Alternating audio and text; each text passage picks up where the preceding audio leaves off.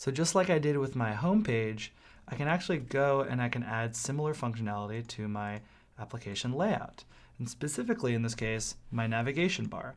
So I have 3 links here for my home, about, and contact page. And I don't need to have my home page tab open anymore. And I want to add 2 more links at the right for my sign up and sign in page if I'm not logged in, or my log out page if I am logged in. And I'll do that right here. I'll show you how to do that. So normally if I wanted to copy and paste a new link here, I could probably just do this, right? This would actually put in a new link. If I wanted to move that all the way over to the right, you can actually add a class called pull medium right. And what that'll do is it'll pull it to the right until it gets to a certain size screen, and then it goes to the left. So that's what the medium part is, that tells it at what size it wants to pull to the left. That's all Bootstrap stuff, but this will be good enough for right now. So this will be pull medium right, and for now I'll call this one log out, right? Because I first want to create the log out link. And the path of my logout, do this with, yeah, that's fine. The path of my logout. Now, I can find this again by doing Rails routes.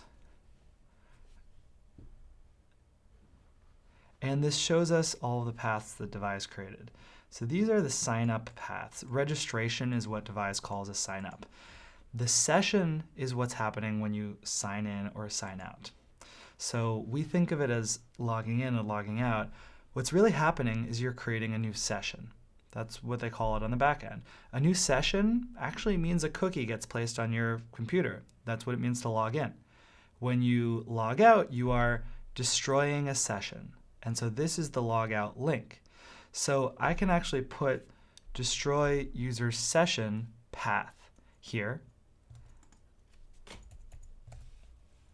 and underscore path. I have to add underscore path at the end. And I can put this class here. The only difference here is that because I can't do this via a normal GET request, I actually have to rely on a little Rails magic. And I need to add something at the end here, method delete, and then a comma.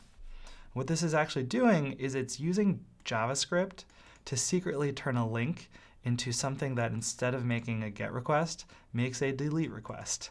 This is not something normally that a link should be able to do, and yet Rails lets you do it by adding this method delete at the end. Now, you can't do it for the post or the put requests. You probably could, but we won't be doing that. We'll be using forms for that.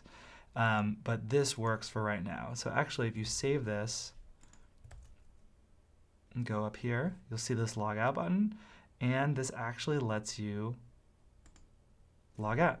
So I've signed out successfully, but it still says log out, right? So I need to actually change what's in here in order to let me sign in now at this point, which I'll do in the next video.